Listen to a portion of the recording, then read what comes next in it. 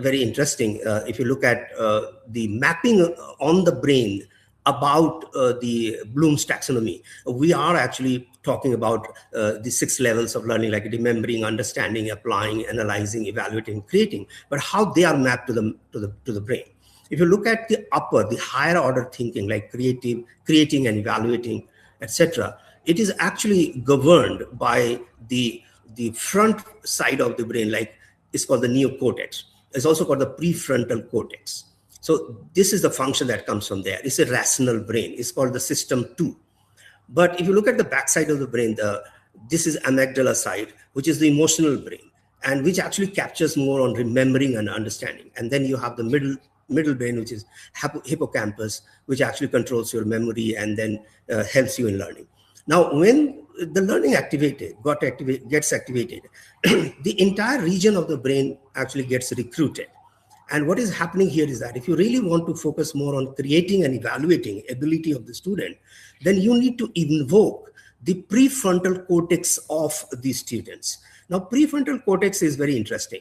So let me explain that. So our brain has got billions of neurons. So estimates actually vary from 80 billion, somewhere between 80 billion to 100 billions. It's almost like 1/3 or 1/4 of the galaxy, which is there inside our brain in the form of the neurons. And the neurons actually, they look like our hands. So they have the dendrites, they have soma, then they have axons, and they have another side, there is another hands tied to it. And how the neurons actually live together is that they always pair. And therefore, neurogenesis is the result of this strong pairing. So if a strong pairing of the neurons are there, then the students actually, you and I will have a better thinking ability. And then what makes us, to experience the neurogenesis is that we have a very good social connection, that is peer connections in the classroom. And therefore, the professors have to help into building this peer learning culture in the classroom in order to have the neurogenesis process to be activated. So that's another takeaway I will say. Now, neurons actually will create a set of links when you actually learn something. And then what is going to happen is that this connection is going to be strengthened over a period of time when you give more and more practice. So this is another takeaway from the brain science, is that it is about neurons creating links in your brain.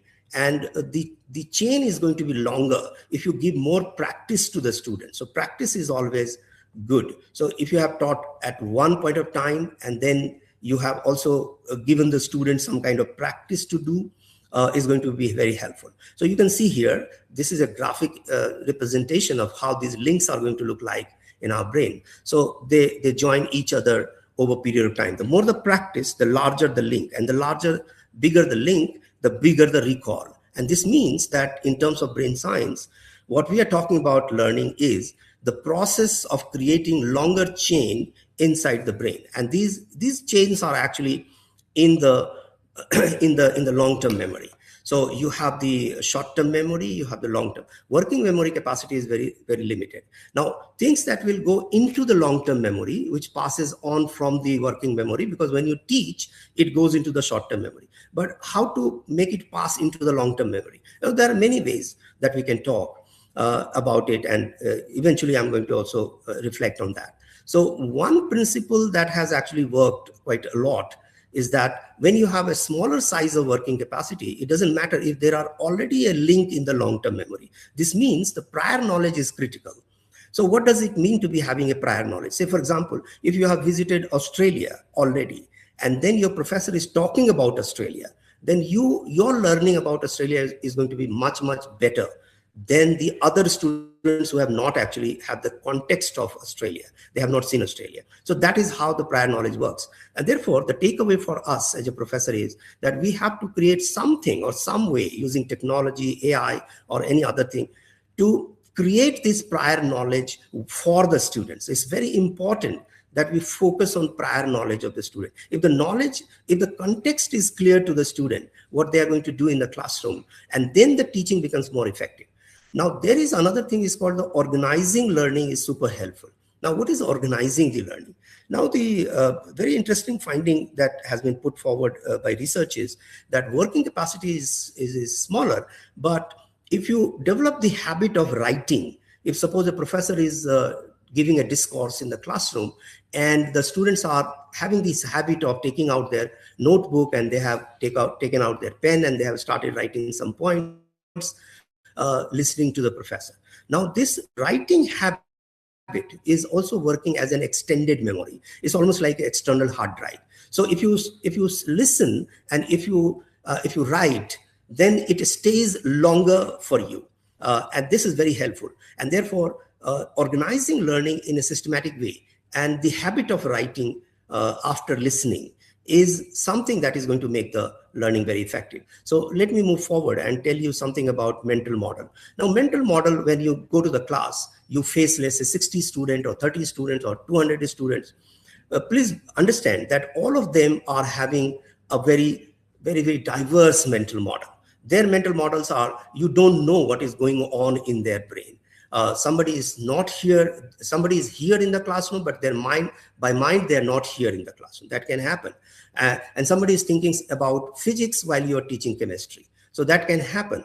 So mental models are very different. So the beginning of the learning is that when you create this schema, and there has been in brain science, there's a lot of research has been done, and they have shown how the mathematics schema work, how the physics schema work.